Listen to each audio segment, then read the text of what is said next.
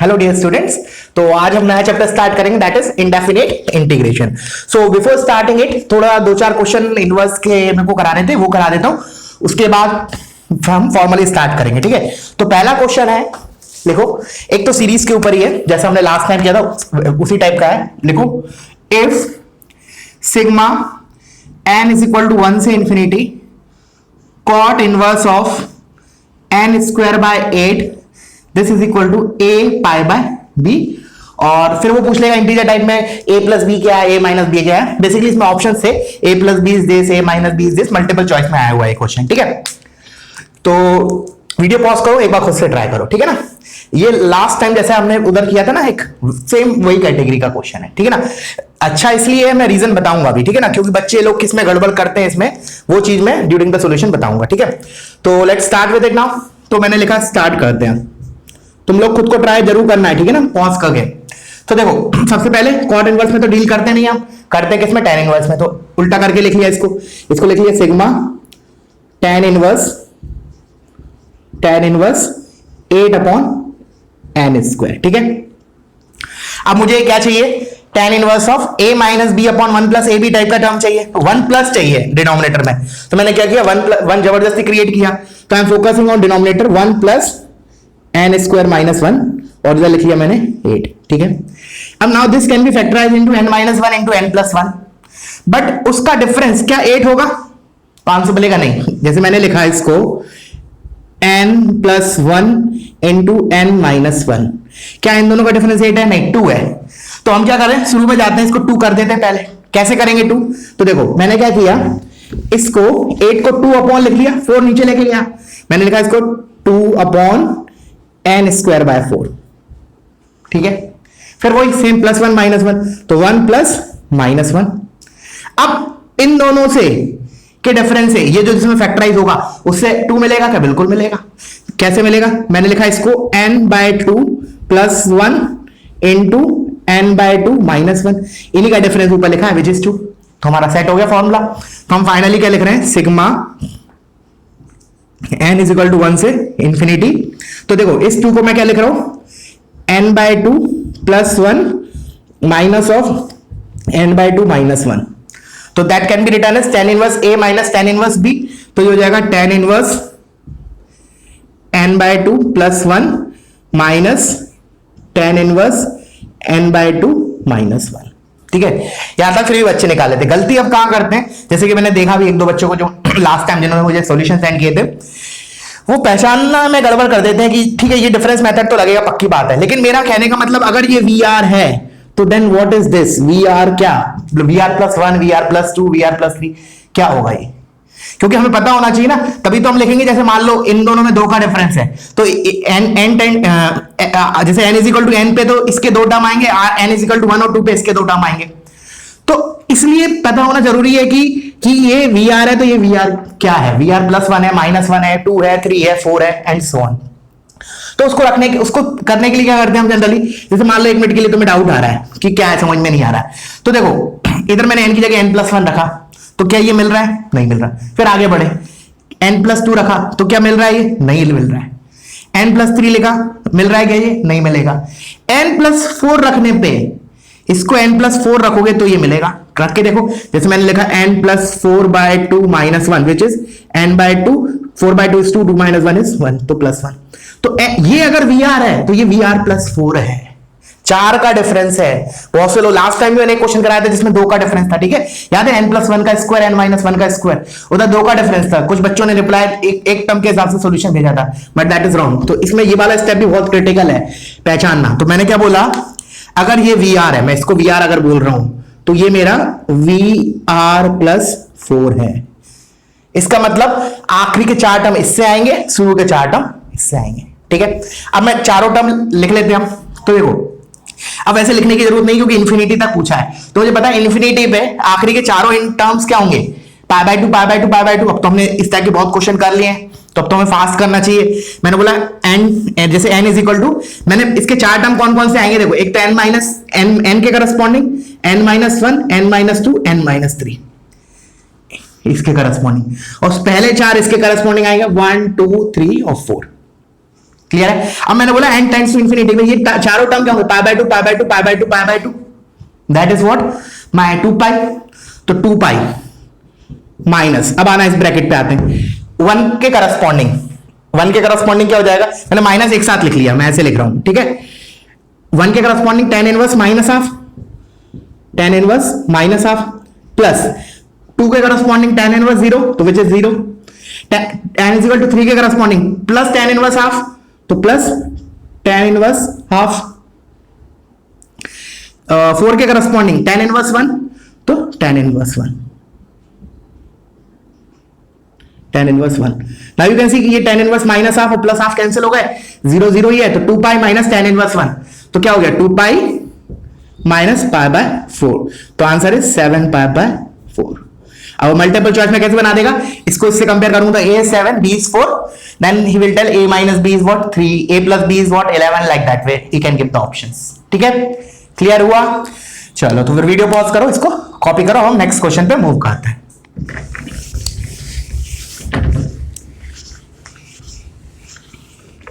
चलो और interesting question करते हैं। मैंने लिखा, चलो एक ही वाला, sine inverse of sine 5 if sin inverse of sine of 5 is in radian of course, greater than x square minus 4x, then number of possible integral values of x is, then number of possible integral values of x is dash। करो pause the video, ठीक है, video pause करो, एक बार खुद से करो। चलो अब मैं इसके सॉल्यूशन पे आता हूं, तो देखो क्या किया, sine inverse of sine x का ग्राफ पहले देखा कि 5 कहां लाई कर रहा है, किस कौन सी ब्रांच यूज होगी हमारी उसकी, तो साइन इनवर्स साइन एक्स का ग्राफ ये हो गया हमारा, ठीक है, this is 2 pi, this is 3 pi by 2 and this is pi, ठीक है। अच्छा अब मेरा किस इंटरवल में आएगा 5, तो देखो इसमें थोड़ा कंफ्यूजन होता है बच्चों को कि सर 3 पाई बाय 2 5 से बड़ा है या छोटा, तो एक बार साइड में निकाल के देख लिया, वैसे होना नहीं चाहिए कंफ्यूजन, बट स्टिल अगर कंफ्यूजन हो रहा है तो 3 पाई बाय 2 की अप्रोक्सीमेट वैल्यू देख ली, कैसे देखेंगे, इसको 22/7 रखो, कभी गलती नहीं करोगे, ठीक है ना, ये 1 टाइम ये 11 टाइम, तो 33/7, अब 33 डिवाइडेड बाय 7, अब क्लियर है कि ये 4 पॉइंट समथिंग है, बिकॉज 7 5 35 होता है, तो ये 4 पॉइंट समथिंग है, और ये क्या है मेरा, एक मिनट, हाँ 4 पॉइंट समथिंग है, ये मेरा 3 पाई बाय 2 4 पॉइंट समथिंग है, मुझे 5 चाहिए, तो 5 will be lie here somewhere है, तो ये वाली ब्रांच यूज होगी, और इस ब्रांच की इक्वेशन क्या होगी, स्लोप इज पॉजिटिव, तो x माइनस 2 पाई, और x की जगह क्या होगा 5 माइनस 5 होगा, तो फाइनली मेरा LHS क्या हो गया 5 माइनस 2 पाई और greater than x square minus 4x। अब इसको दो तरीके से कर सकते हो, एक तो क्या fx ग्रेटर देन gx मान के ग्राफिकली, और एक क्वाड्रेटिक करके, ये तो क्या लिखा है quadratic less than 0 between the roots आएगा हमारा सॉल्यूशन। मैंने बोला एक तरीका तो क्या स्ट्रेट फॉरवर्ड, इसको ऐसे लिख लिया एक्स स्क्वायर माइनस 4x और ये हो गया plus 2 pi minus 5 less than 0, देखो ठीक है। अब इसके रूट्स अगर अल्फा बीटा है तो तुम्हारा क्या हो जाएगा, ये अल्फा ये बीटा लेस देन 0 है तो positive negative positive between the roots, मतलब ये चीज आ जाएगी। बस इस इंटरवल में देख लेना कितने इंटीग्रल एक्स आ रहे हैं। और एक और तरीका क्या बोला मैंने, इसको तुम इसके तरह भी सॉल्व कर सकते हो graphically, f x greater than g x. हम क्या करते हैं, इसका ग्राफ बनाते हैं और इसका ग्राफ बना लेते हैं, वो ज्यादा आसान होगा बिकॉज इसके रूट्स निकालने में थोड़ी गड़बड़ हो सकती है, ठीक है ना, बिकॉज पाई वाई इन्वॉल्व है तो मैं थोड़ा देखना पड़ेगा। इससे बेटर है मैंने क्या किया, इसका ग्राफिकली किया।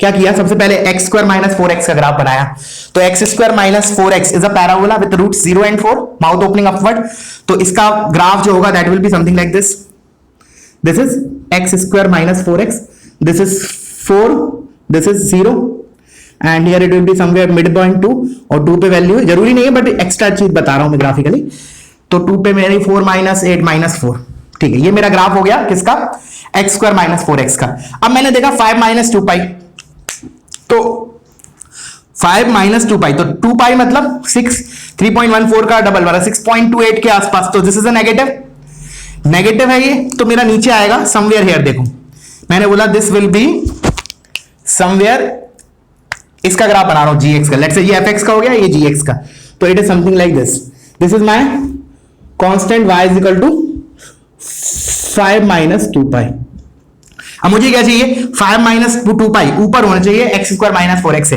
एफ एक्स, लेट्स अगर इसको एफ एक्स बोला तो F x greater than g x चाहिए। तो ये ग्राफ ऊपर कब है, इतने इंटरवल ऑफ एक्स के लिए, इतना इतना इतने ग्राफ के लिए, मतलब इतना मेरा फेवरेबल आएगा यहां से यहां तक, ये वाले एक्स। बस इसमें मुझे इंटीजर्स देखने, बट ये अपने आप में थोड़ा सा छोटा सा टास्क हो गया कि अब पहचाने कैसे। तो देखो पहचानोगे कैसे, देखो चलो मैंने इसको हटा देता हूं, ठीक है। अब देखना कैसे करें। अब हम ये देखें कि इस इंटरवल में क्या क्या आ रहे हैं बेसिकली। तो देखो इसको पहचानने के लिए क्या करो तुम, 1 पे वैल्यू देख लो ग्राफ की, 1 पे इसकी वैल्यू देखो कितनी आ रही है। देखो 0 पे तो ये 0 है, तो ये पक्का बात है, ये 0 तो मेरा इंटीजर होगा नहीं।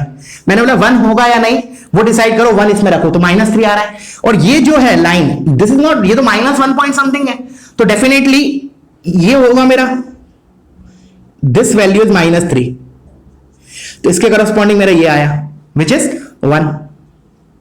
सिमिलरली 4 पे तो 0 आ ही रहा है, अब मैं 3 पे और चेक कर लेता हूं, तो 3 पे इसकी वैल्यू क्या आएगी, 3 3 9 -12 which is again -3, so that will B, इसको आपको एक्सटेंड किया ये वाला रीजन, दिस इज 3। तो अब दिख रहा है, अब मुझे एग्जैक्ट वैल्यू निकालने की जरूरत थी क्या, ये नहीं, जरूरत ही नहीं पड़ी, डायरेक्टली दिख रहा है integers are 1 2 and 3, there are 3 integers for which this is above the graph of this, hence my answer is number of possible integral values of x is 3, that is 1 2 and 3। Clear है, तो हमें exact value निकालने की जरूरत भी नहीं पड़ी, ठीक है। चलो तो वीडियो पॉज करो, इसको कॉपी करो, अब हम नेक्स्ट क्वेश्चन पे मूव करते हैं। एक और इंटरेस्टिंग क्वेश्चन देखना, बहुत इंटरेस्टिंग क्वेश्चन है। लिखो इसको,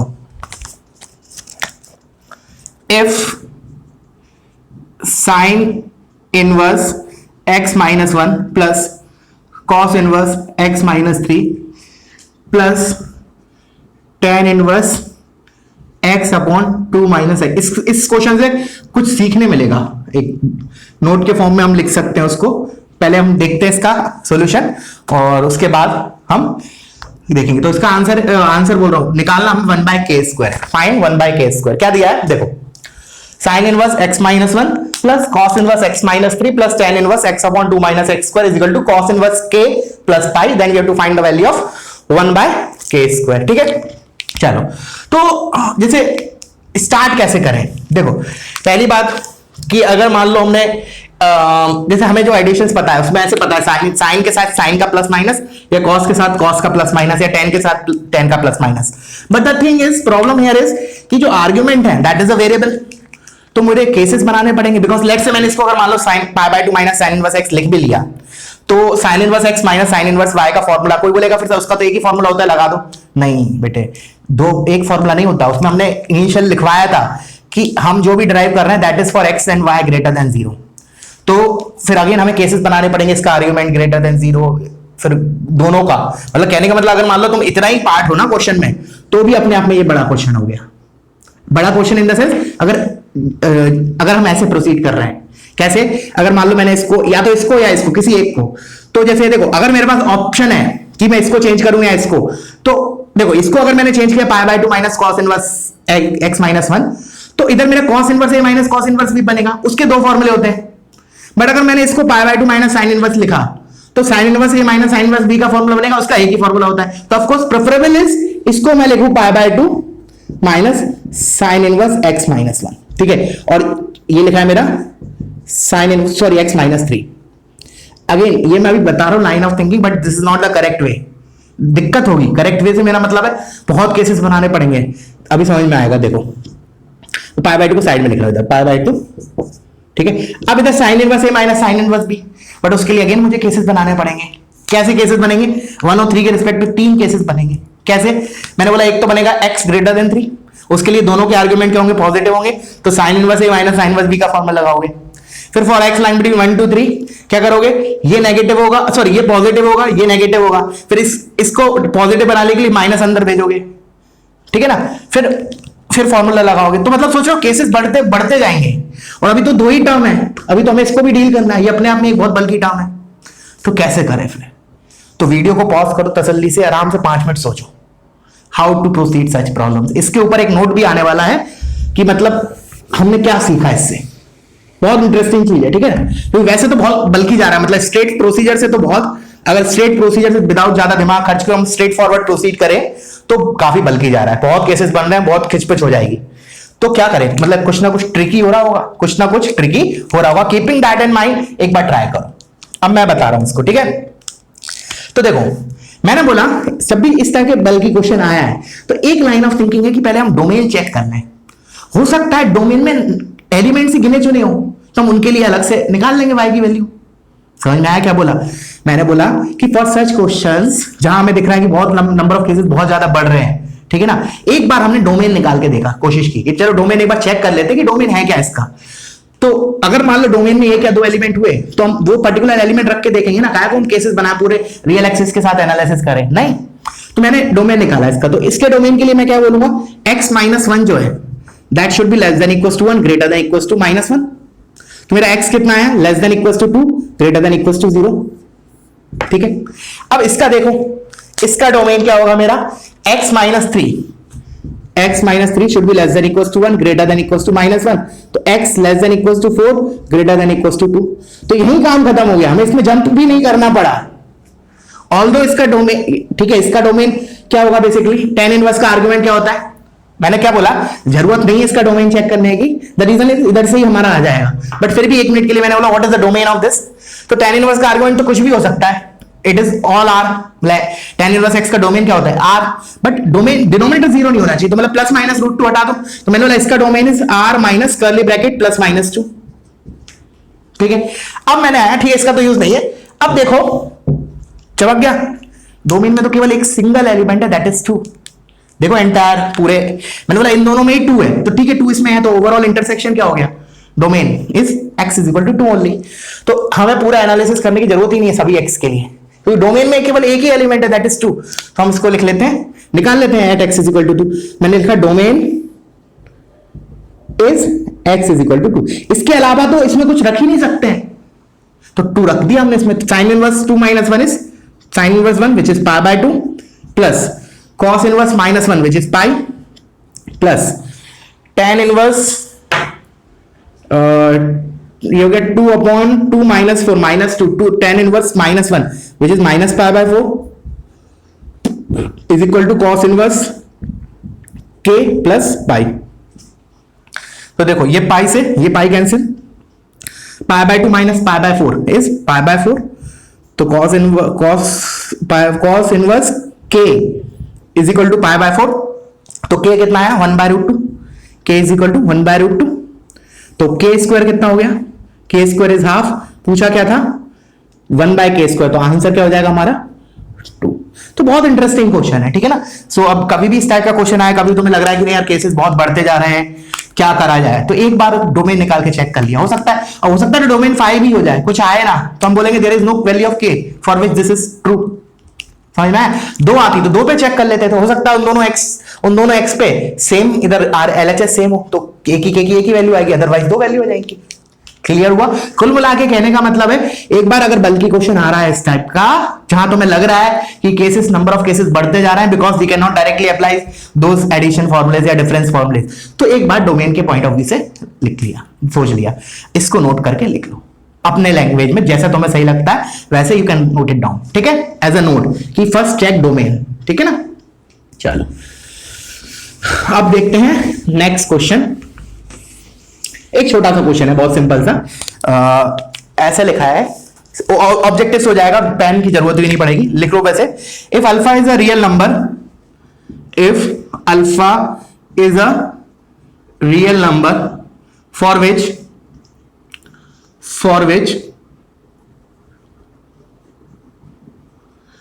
which fx is equal to ln of cos inverse x is defined, then the possible values of greatest integer of alpha is, this is GIF, ठीक है ना। मैंने बोला कि अल्फा एक रियल नंबर है जिसके लिए ये डिफाइन है, तो हमें ग्रेटेस्ट इंटीजर ऑफ अल्फा की पॉसिबल वैल्यूज निकालनी है, ठीक है ना। बहुत ही सिंपल क्वेश्चन है, तो बेसिकली डोमेन का क्वेश्चन है, क्योंकि उसने बोला है दिस इज डिफाइंड, अल्फा वो वैल्यूज ऑफ एक्स है जिसके लिए ये डिफाइन है, तो ये डिफाइन कब होगा, जब ln का आर्गुमेंट क्या हो, ग्रेटर देन 0। अब मुझे पता है cos inverse x greater than 0 कब होता है, तो हमने cos इनवर्स x का ग्राफ देखा, cos inverse x greater than 0 कब होता है? -1 से लेके 1 तक इसका डोमेन होता है, बट पॉजिटिव कब होता है? क्योंकि 0 भी नहीं रख सकते, cos inverse x can not be 0 also, तो इसका डोमेन क्या हो जाएगा? Domain is x belongs to -1 close से 1 ओपन, याद रखना 1 पे ओपन है, बिकॉज 1 नहीं रख सकते, cos inverse 1 is 0, ln 0 is undefined, तो बस ये अल्फा ये सारी वैल्यू एक्सेप्ट कर सकता है, तो ग्रेटेस्ट इंटीजर ऑफ अल्फा की पॉसिबल वैल्यूज क्या होगी? -1 and 0, that's it, simple, pretty simple, ठीक है ना? These are the possible values of alpha for which this is defined, ठीक है ना? ये अल्फा की वैल्यूज हुई, उनका ग्रेटेस्ट इंटीजर, इन सभी वैल्यूज का ग्रेटेस्ट इंटीजर -1 और 0 आएगा, ठीक है? तो एक सिंपल सा ऑब्जेक्टिव क्वेश्चन है। चलो अब वन नेक्स्ट क्वेश्चन देखते हैं। नेक्स्ट क्वेश्चन भी थोड़ा ठीक है। चलो this will be our last question, उसके बाद फिर हम इंडेफिनेट इंटीग्रेशन स्टार्ट करेंगे। तो इसको लिखो, मैंने लिखा tan inverse 3 times sin 2 alpha upon 5 + 3 cos 2 alpha, एक मिनट, cos अल्फा लिखा है, cos 2 अल्फा होगा plus tan inverse of tan alpha by 4 is equal to lambda times alpha, then find the value of lambda, or it is given that alpha is lying between -π/2 से π/2, alpha belongs to, ठीक है ना, alpha belongs to this, then we have to find the value of lambda। तो एक काम करो, तुम इसको होमवर्क क्वेश्चन लिख लो, थोड़ा तो होना चाहिए एक आध क्वेश्चन, तो just make it a homework question, और अब इंडेफिनेट स्टार्ट करते हैं, ठीक है ना? This will be your homework question, ठीक है? ऑल पॉसिबल बताना, जरूरी नहीं एक वैल्यू आए लैम्डा की, हो सकता है 2 वैल्यू भी आ जाए, ठीक है ना? क्लियर है? चलो तो अब मैं इसको रब कर रहा हूं और हम अपना इंडेफिनेट इंटीग्रेशन स्टार्ट करते हैं, ठीक है? तो इंडेफिनेट मतलब ये समझ लो अब तुम्हारा लास्ट पार्ट आ गया पूरे मतलब उसका अपना 12th का, ठीक है ना? पार्ट बोला है मैंने, चैप्टर नहीं बोला है, ठीक है ना? इंडेफिनेट अब जैसे डिफरेंशियल हमारा खत्म हो गया, ठीक है? उसमें एक चैप्टर बाकी एओडी, वो आखिरी में लेंगे हम, ठीक है? इंडेफिनेट में इंटीग्रेशन में हमें 4 चैप्टर पढ़ने होते हैं, ठीक है ना? एक तो इंटीग्रेशन, इंडेफिनेट, फिर डेफिनेट, और उनके एप्लीकेशन के 2 चैप्टर हैं, that is area under the curve and differential equation. तो ओवरऑल कुल मिला के क्या जाए तो इंटीग्रेशन में 4 चैप्टर हैं, और इसके बाद हमारा एओडी बचता है, ठीक है ना? उसके बाद तुम्हारा सिलेबस पूरा खत्म हो जाएगा। बट इंटीग्रेशन अपने आप में 1-1.5-2 महीने का टॉपिक है, 1.5 महीना तो लगेगा, 1 महीना तो लगेगा मिनिमम, ये समझ लो, ठीक है ना?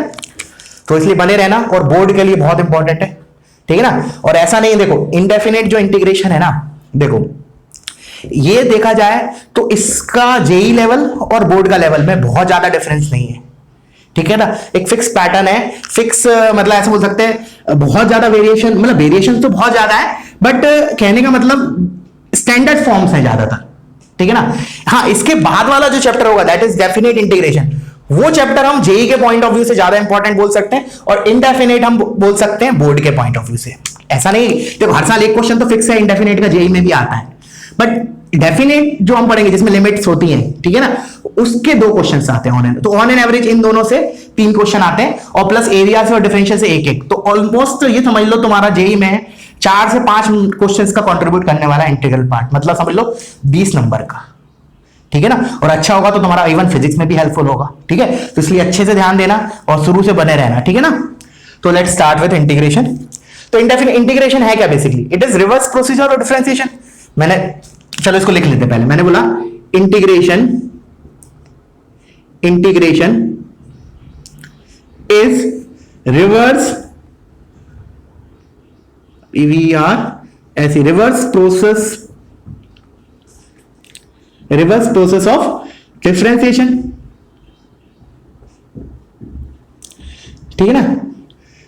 ठीक है ना? That is it is the reverse process of differentiation. मतलब क्या है? If differentiation of fx is gx, then integration of gx will be fx, then integration of gx will be f of x, ठीक है ना? कुछ नहीं ज्यादा अंदर, उल्टा प्रोसीजर है, बट टफ है ये एज कंपेयर टू डिफरेंशिएशन, ठीक है ना? बाद में तुम्हें रियलाइज भी होगा, मतलब टफ इन द सेंस कि जैसे डिफरेंशिएशन है ना, वो तो हम किसी भी फंक्शन का डिफरेंस निकाल सकते हैं, मतलब डेरिवेटिव हम किसी भी फंक्शन का निकाल सकते हैं, ऑफ कोर्स वो डिफरेंशिएबल होना चाहिए, बट इंटीग्रेशन में ऐसा नहीं है, मतलब इंटीग्रेशन हम सभी फंक्शंस को इंटीग्रेट नहीं कर सकते, ठीक है ना। Although it is reverse procedure of differentiation, but we can not integrate all the functions. हाँ, we can differentiate every functions, ठीक है ना। चलो, तो इसको मैथमेटिकली लिख लेते हैं। मैथमेटिकली क्या इसका मतलब हुआ, मैंने बोला differentiation of fx is gx, मतलब t by dx of fx अगर gx है, तब उसने क्या बोला, then integration of gx will be fx। तो इसको क्या लिखेंगे, इंटीग्रेशन ऑफ gx, अभी इसमें मीनिंग बताऊंगा सबका क्या है, इज इक्वल टू fx और प्लस एक आएगा कांस्टेंट, ठीक है, constant, this is called integration constant. अच्छा, ये मेरा क्या हो गया, this is symbol for integration, लिख लो प्रॉपर, सिंबल ऑफ इंटीग्रेशन, ठीक है।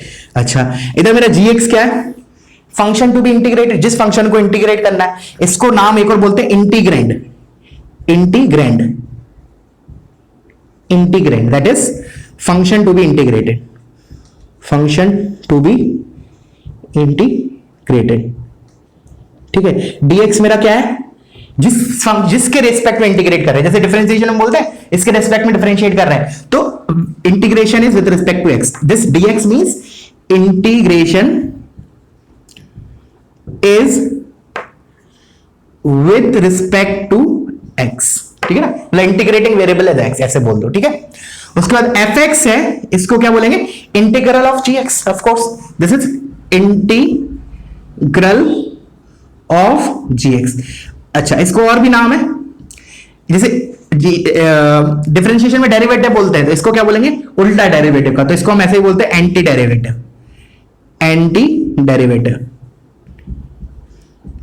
और एक और नाम है प्रिमिटिव, लिख लो, ठीक है ना, प्रिमिटिव मींस इंटीग्रेशन, ठीक है ना, अपोजिट ऑफ डेरिवेटिव, क्लियर है। और इसको भी लिख लो, इंटीग्रेशन कांस्टेंट, इंटीग्रेशन कांस्टेंट। तो क्या है बेसिकली, इंटीग्रेशन क्या है, डिफरेंशिएशन का रिवर्स प्रोसीजर है। अगर fx का डिफरेंशिएशन gx है, तो gx का इंटीग्रेशन क्या होगा, simply fx plus integration constant that is c, ठीक है। चलो, तो वीडियो पॉज करो, इतना पार्ट कॉपी करो, अब हम आगे प्रोसीड करते हैं, ठीक है।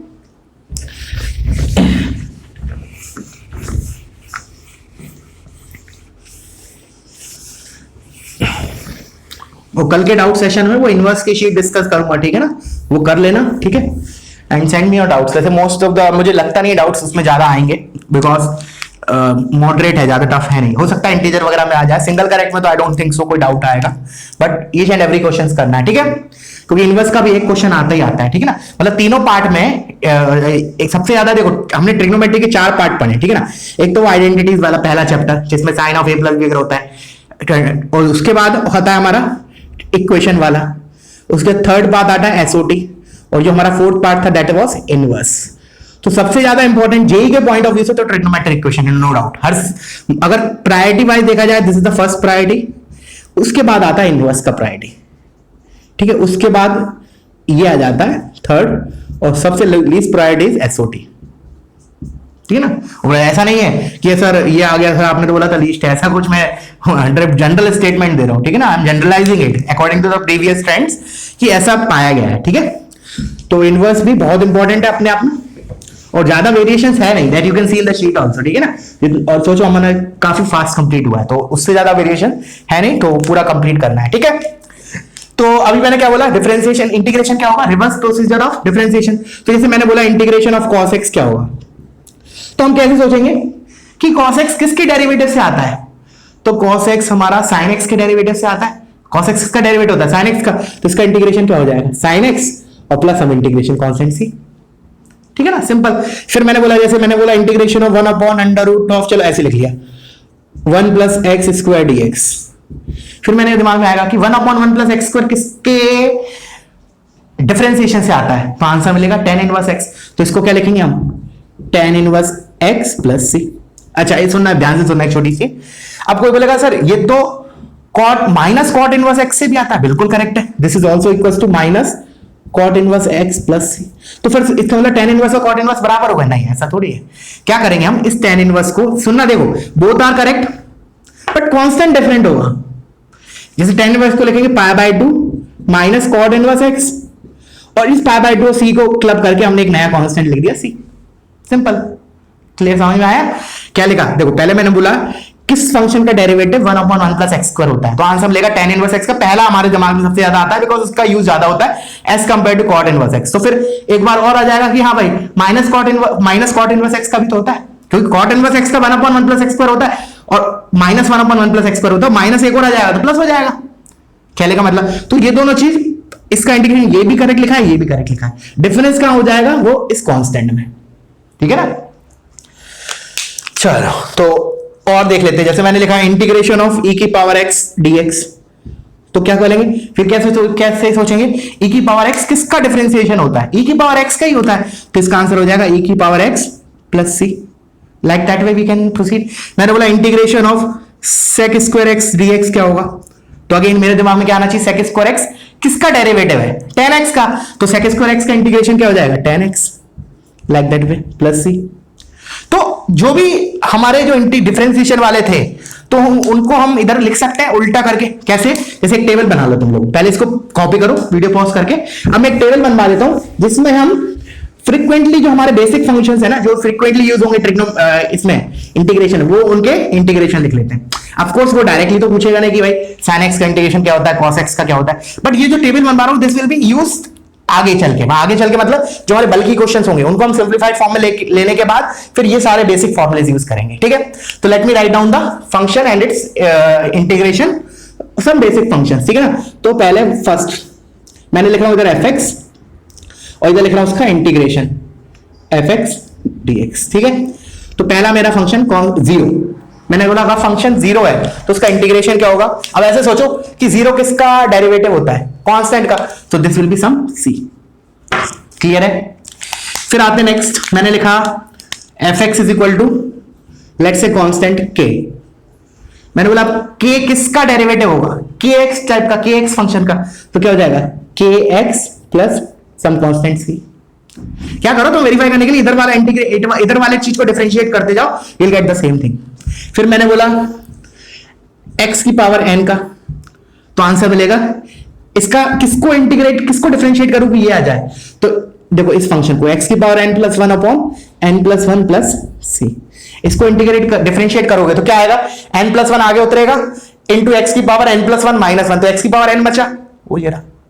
तो इंटीग्रेशन ऑफ x की पावर n इज x की power n plus 1 upon n plus 1, but इधर एक चीज लिख लो, इधर n not equals to minus 1, क्योंकि देखो माइनस 1 पे डिफाइन नहीं है, तो माइनस 1 के लिए एक अलग फॉर्मूला क्या है वो और लिख लेते हैं, 1/x का इंटीग्रेशन, क्योंकि इसमें अगर x की माइनस 1 डाला तो ये चीज आएगी, तो 1/x का इंटीग्रेशन। अब ये सोचो कि 1/x किसका डेरिवेटिव होता है, तो आंसर मिलेगा ln का, ln x का, बट इसको correct way of writing is ln mod x, x can not be negative, ln x define होगा, so it's we have to write like that way, ln mod x।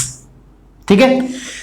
चलो और लिख लेते हैं e की power x नहीं हुआ, तो चलो e की पावर x, अगेन e की पावर x का क्या हो जाएगा, e की power x only plus c, frequently occurring function and their integrals, वो लिखवा रहा हूं। ठीक है ना?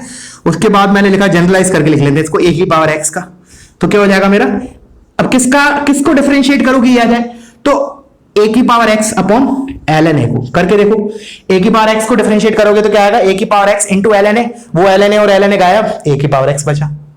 ठीक है ना? तो इतना पार्ट चलो इधर साइड में लिख लेता हूं, जगह तो ही, let me write down here.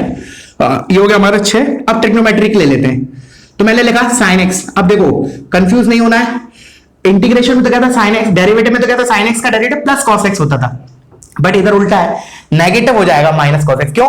अब मैं बोलूंगा ऐसे कि sin x किसका डेरिवेटिव है, sin x किसका डेरिवेटिव है, cos x का तो माइनस sin x होता है, इसका मतलब माइनस cos x को डिफरेंशिएट करेंगे तब sin x आएगा, तो इसका आंसर क्या होगा, minus cos x plus c। समझ में आया क्या बोला?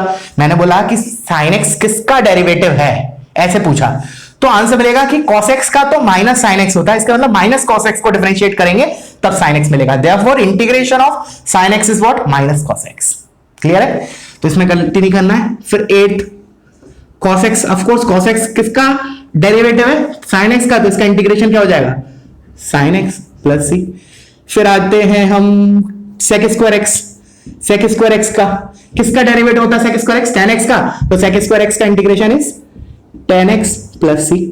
फिर मैंने बोला cosec स्क्वायर x, आप सोचो कोसेक स्क्वायर एक्स किसका इंटीग्रेशन डेरिवेटिव होता है? तो देखो कॉट एक्स का तो होता है माइनस कोसेक स्क्वायर एक्स, तो माइनस कॉट एक्स को डिफरेंशिएट करूंगा तो कोसेक स्क्वायर एक्स आ जाएगा। इसका नाम this will be minus cot x plus integration constant सी।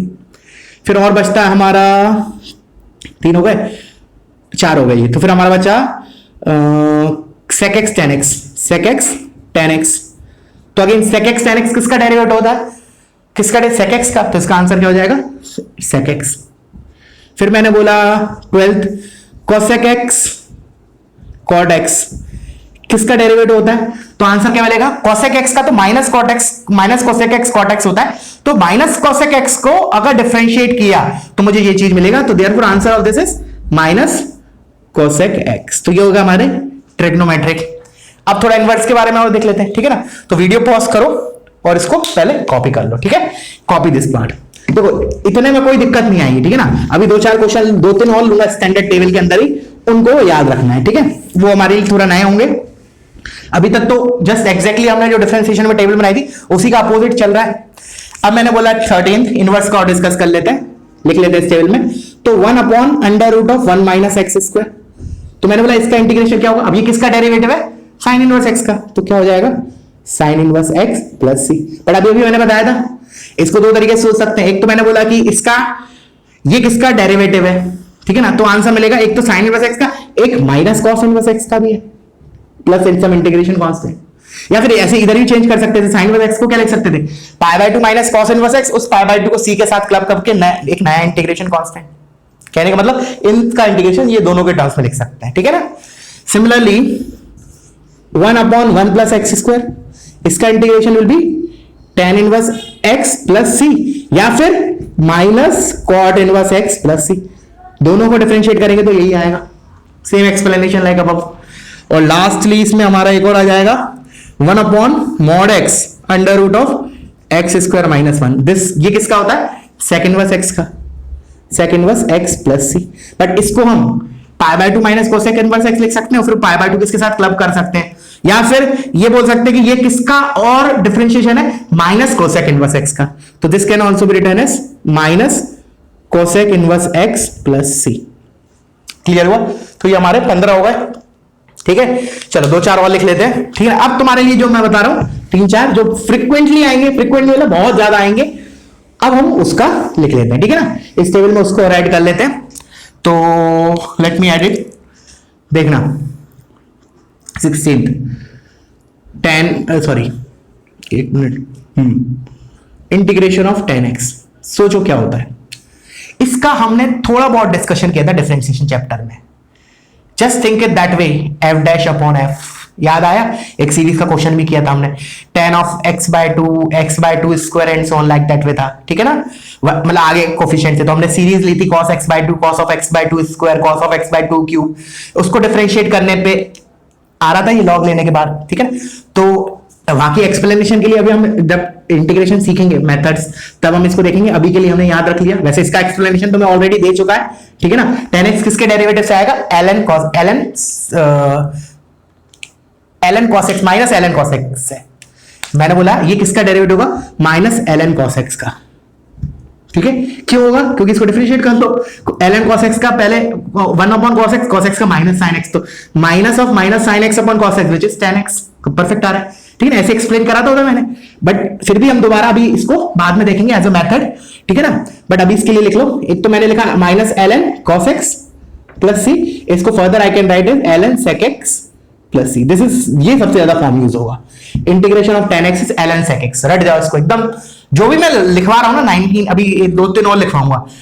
जैसे कॉट का 20 हो जाएंगे टोटल, 15 और 3-4 और बचे, हाँ 4 और, तो टोटल 20 या 90 जो भी होंगे एकदम टिप्स पे रखना है इनको करना। उसके बाद ही हम आगे मतलब आगे बढ़ना। पहले इसको दिमाग में एकदम, भला ठीक है कोई बोलेगा नहीं सर हम तो एट द टाइम सोच लेंगे उल्टा करके डिफरेंशिएशन किसका है। नहीं, इतना टाइम नहीं है, ठीक है ना। अपने आप में ये चैप्टर है ना, तो इतना टाइम नहीं करना कि उल्टा करके सोचो कि यार इसका डेरिवेटिव जी किसका डेरिवेटिव होता है वो इसका इंटीग्रेशन होगा। ऐसे नहीं सोचना है, ये एकदम रटे होना चाहिए। जैसे डिफरेंशिएशन का टेबल तुम्हें टिप्स पे याद है, वैसे ही इसका टेबल भी तुम्हें टिप्स पे याद होना चाहिए, ठीक है।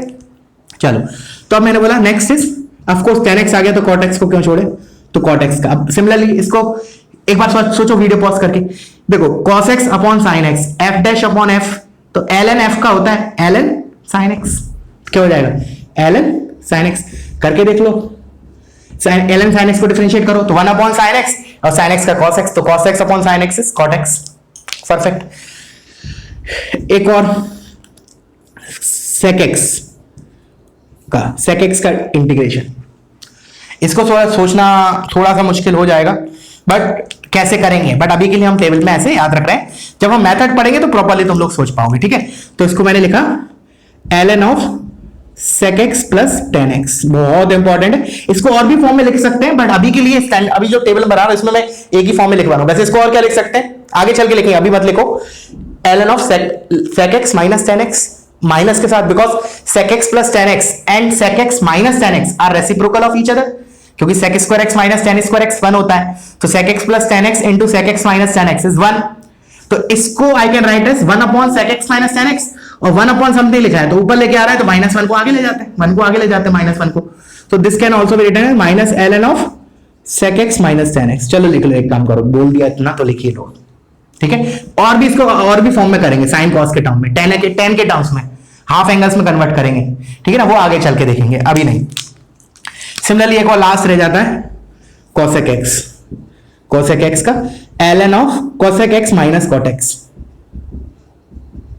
ठीक है ना। बाकी तुम डिफरेंशिएट करके चेक कर सकते हो, जैसे इसका डेरिवेटिव करोगे, जैसे sec x plus tan x का, तो 1 upon sec x plus tan x into अब sec x plus tan x का क्या करोगे, sec x का sec x tan x plus sec square x, तो जब तुम कॉमन लोगे तो sec x कॉमन आ जाएगा, ऊपर क्या बचेगा sec x plus tan x और नीचे sec x plus tan x था, तो अल्टीमेटली sec x आएगा इसका डेरिवेटिव, देयरफॉर sec x का इंटीग्रेशन ऑफ दिस। अब ये सोचना कैसे है वो हम आगे चल के देखेंगे, ठीक है ना। अभी तो सिंपल है कि हमने डिफरेंशिएट करके देख लिया, ऑफ कोर्स हमें तो इधर से इधर जाना है ना, तो हम कैसे जाएंगे वो हम मेथड्स में देखेंगे, पूरा चैप्टर उसी के ऊपर तो है, ठीक है। तो ये हो गया हमारा टेबल कंप्लीट, तो इसको अभी आगे नहीं बढ़ना है, ठीक है ना, आगे नहीं बढ़ना है तुम लोगों को, पहले इस टेबल को एकदम टेस्ट पे रखो, ठीक है ना, एकदम टेस्ट पे रखो, उसके बाद आगे बढ़ना है, ठीक है। तो अब हम मूव करते हैं आगे, ठीक है। तो मैं इसको रब कर देता हूं, आई होप कॉपी कर लिया होगा तुमने। चलो तो अब मैं इसको आगे बढ़ता हूं, तो लिखो next is algebra of integration. Algebra मतलब क्या होगा हमारा, एडिशन सब्ट्रैक्शन वगैरह, उसके बाद किसी कांस्टेंट से मल्टीप्लाई कर दिया, और कुछ रूल्स है कुछ छोटे छोटे बट इंपॉर्टेंट अगेन, ठीक है ना। तो लिख लो अलजेब्रा ऑफ इंटीग्रेशन, इसमें फर्स्ट पॉइंट देखना बहुत इंपॉर्टेंट लगेगा, बहुत छोटी सी चीज मैंने लिखा fx dx is equal to, अगर gx प्लस c है, सुनना ध्यान से सुनना, बहुत इंपॉर्टेंट चीज है, मैंने बोला इंटीग्रेशन ऑफ fx dx अगर gx प्लस c है, then integration of ft dt will be gt plus c। तो इसमें क्या अलग बात है, कहने का मेरा मतलब यह है कि हम वेरिएबल के नाम से कोई फर्क नहीं पड़ता, वेरिएबल का नाम कुछ भी लिख सकते हैं, ठीक है ना। इसका मतलब क्या है, जैसे मैंने लिखा integration of cos x dx, तो which is of course sin x plus c। अगर x के वेरिएबल का नाम कुछ और हो, लेट्स से मैंने ऐसे लिख लिया cos t dt, तो मेरा क्या होगा sin t dt। इसमें तो कोई, इसमें मतलब बच्चे बोलते सर हाँ ये तो ऑब्वियस सी बात है। अब मैं एग्जांपल दूंगा, उसमें तुम्हें समझेगा इसका इंपॉर्टेंस। मैंने लिखा integration of cos of t square d of t square, क्या होगा। अब तुम्हें दिक्कत आने लगेगी, अब ये फैक्ट यूज करोगे तो दिक्कत नहीं आएगी। अब मैंने क्या बोला कि वेरिएबल का नाम तो कुछ भी, अपने वेरिएबल की x की जगह, x की जगह कुछ भी रख दूं, कुछ भी बोल दूं ना, वेरिएबल का नाम 10x बोल दूं, 10z बोल दूं, x की पावर 1 लाख, x की पावर 1 करोड़ बोल दूं, बट ये चीज और ये चीज सेम है ना। मैंने एक मिनट मन में बोल दिया t स्क्वायर को अगर z बोला, तो ये क्या लिखा है cos z dz which is nothing but sin z, तो that is sin of t square plus c। समझ में आया। अगर मैंने ऐसा लिखा होता ना, इन दोनों में अंतर है, देखो मैं जो लिख रहा हूं cos of t square dt, this is equal to sine of t square plus c, ये गलत है, इधर dt लिखा है, इधर t स्क्वायर लिखा है। अगर ये t स्क्वायर होता तब हम ये लिखते जो ऊपर लिखा है।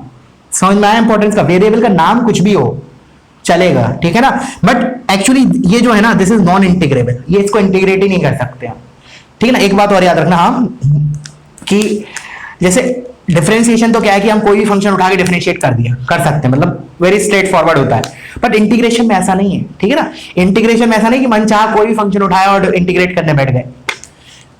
बहुत सारे ऐसे फंक्शन है, इनफाइनाइट ऐसे फंक्शन है, they are still non integrable, ठीक है ना, उनको इंटीग्रेट किया ही नहीं जा सकता, ठीक है ना।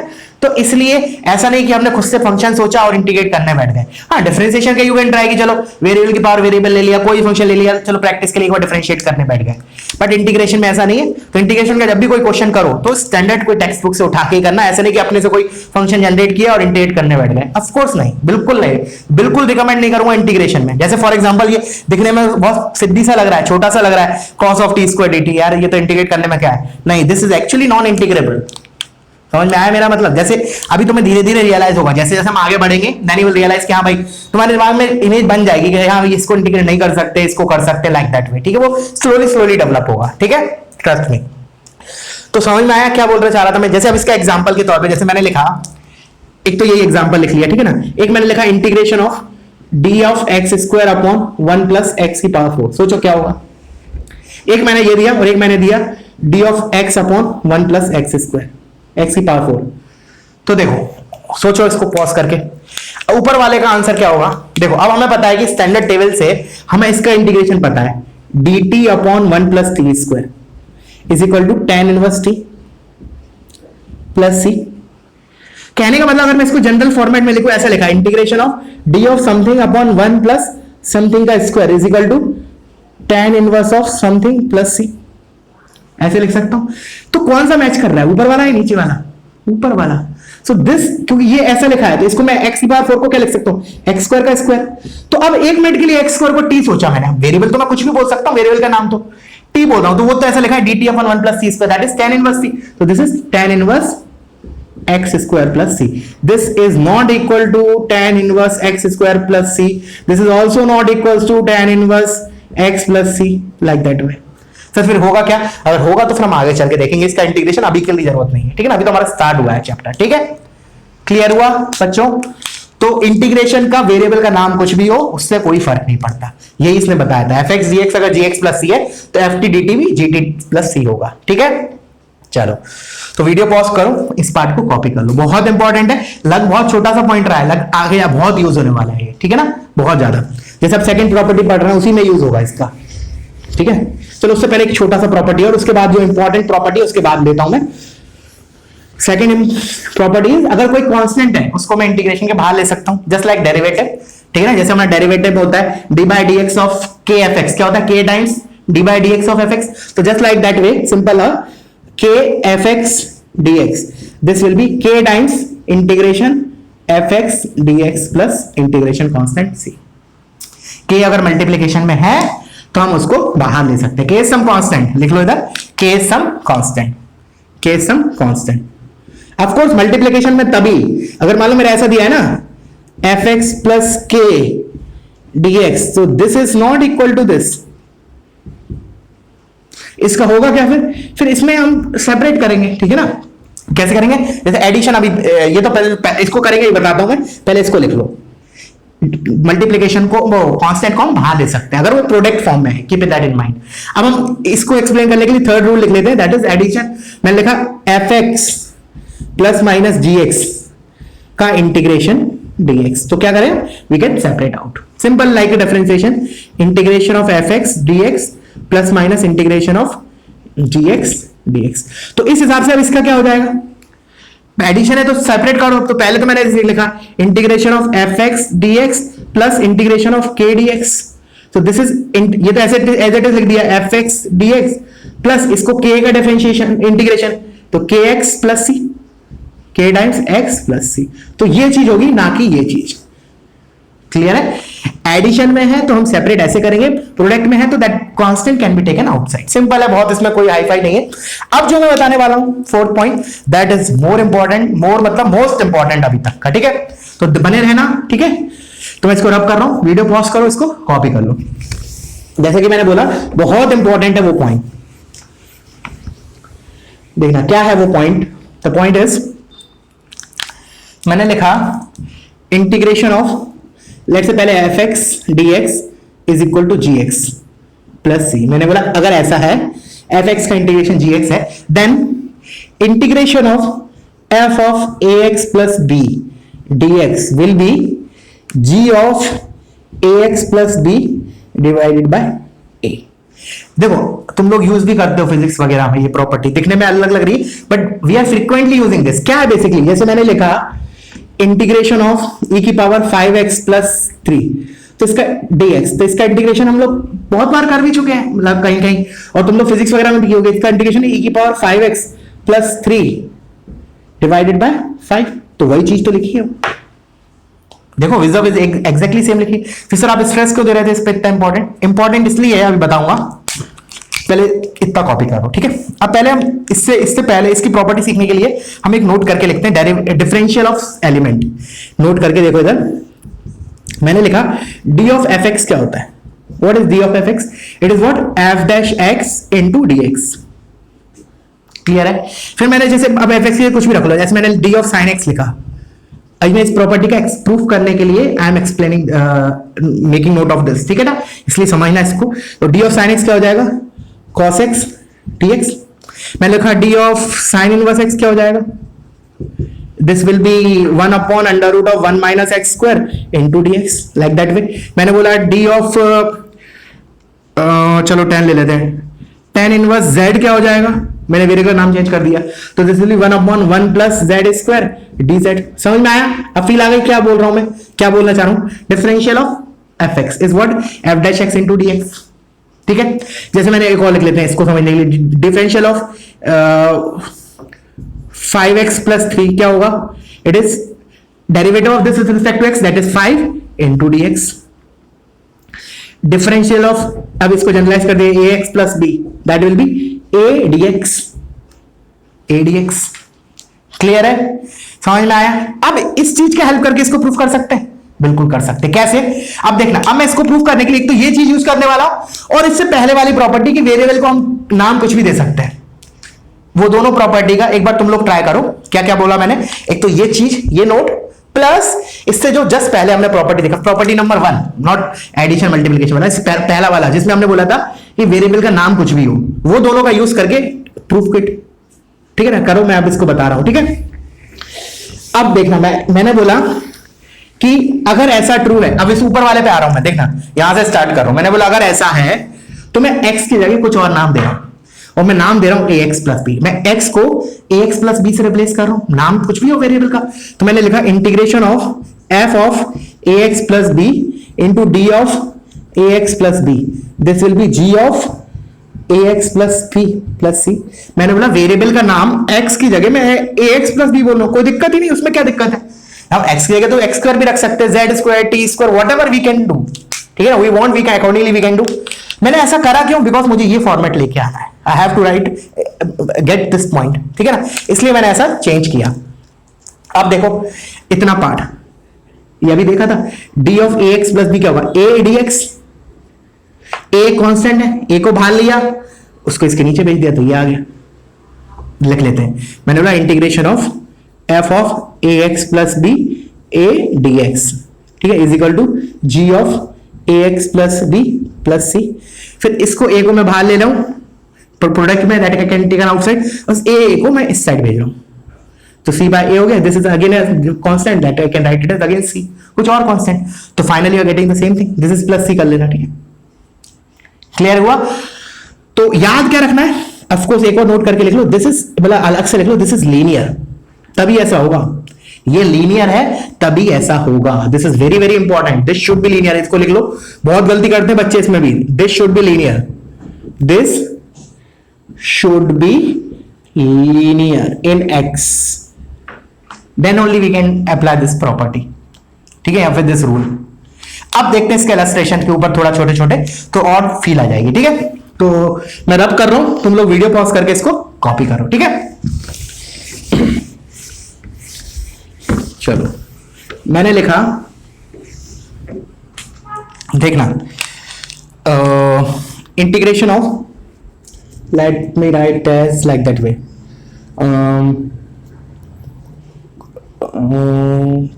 ए की पावर का लेते हैं, ए की power 5x plus 3 d of x देखना ध्यान से सुनना, क्या होगा मेरा, जैसा अभी जो एग्जांपल लिया था इसमें क्या होगा, इसको टी मानते हुए e की पावर t का डेरिवेटिव क्या होगा, इसका क्या हो जाएगा e की पावर 5x प्लस 3 और डिवाइडेड बाय 5। क्यों ऐसा कर पा रहे हो, बिकॉज दिस इज लीनियर, ठीक है ना। इसको एक मिनट के लिए टी बोला, या फिर ऐसे अगर मान लो तुम्हें ऐसे नहीं समझ में आ रहा तो क्या करो, तुम इसको ऐसे समझो, जस्ट लाइक डेरिवेशन। मैंने इसको ऐसे लिख सकता हूं e की पावर 5x प्लस 3 और इसको लिख सकता हूं d of 5x plus 3, but इधर से मेरा 5 एक्स्ट्रा जनरेट हो गया तो डिवाइड बाय 5।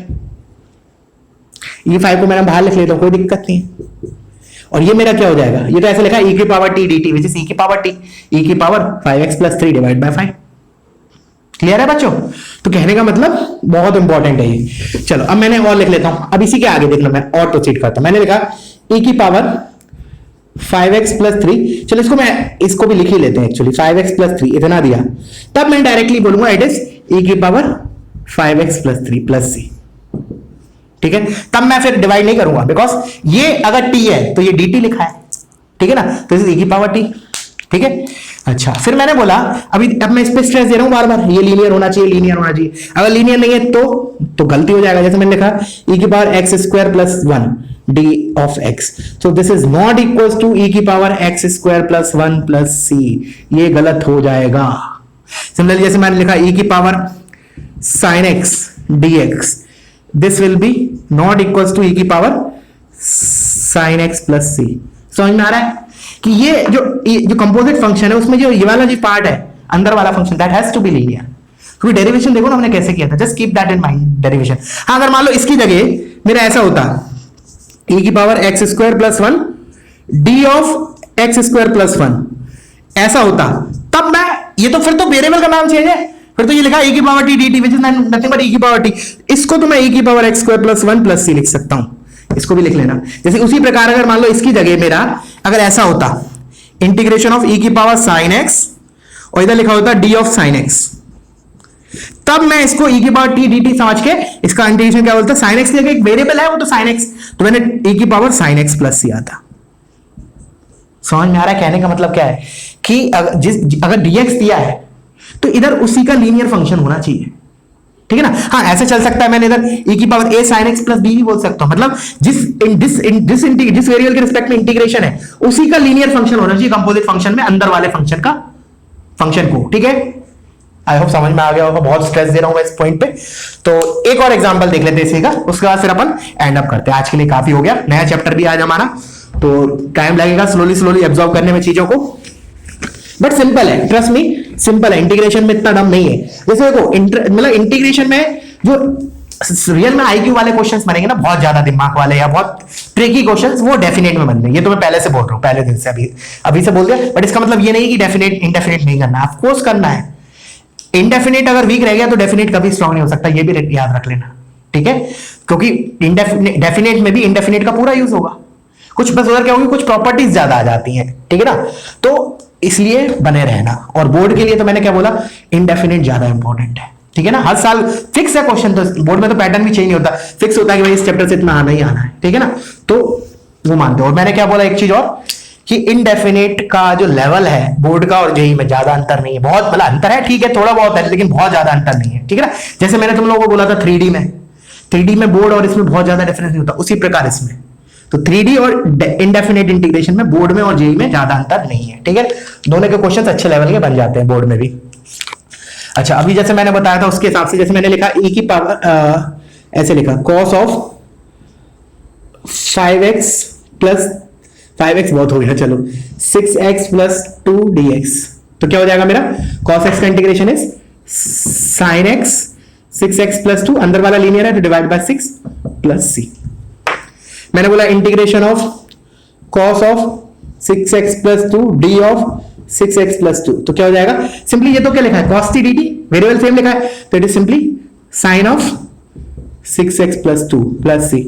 अब मैं क्या कर रहा हूं, इसी में चेंज कर रहा हूं, cos of x square plus 5 dx।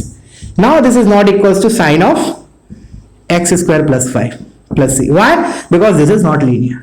हाँ इसी में अगर ऐसा दिया होता integration of cos of x square plus 5 d of x square plus 5, then I can write this as sin of x square plus 5 plus c. I hope clear हुआ होगा।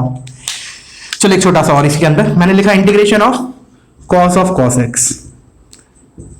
तो again this is not equal to, ये linear नहीं है ना, तो इसको मैं ऐसे नहीं लिख सकता sine of cos x, sine of cos x plus c, मैं ऐसा नहीं लिख सकता। क्लियर है? हाँ, अगर इधर भी डी ऑफ कॉस एक्स दिया होता तो चल जाता, मतलब कहने का मतलब cos of cos x into d of cos x, then I can write it as sin of cos x। अब क्लियर हो जाना चाहिए, काफी एग्जांपल देख लिया हमने समझने के लिए। ठीक है, क्लियर है बच्चों? तो अभी हमने इंटीग्रेशन में चार टोटल ओवरऑल चार देख ली, चार रूल्स बोल सकते हैं, प्रॉपर्टीज भी बोल सकते हो। ठीक है, सो फिर आज के लिए इतना काफी है, एंड अप करते हैं अपन, और इनवर्स का शीट जरूर कर लेना। ठीक है ना, कल हमारे डाउट सेशन में वही डिस्कस होगा। ठीक है, थैंक यू।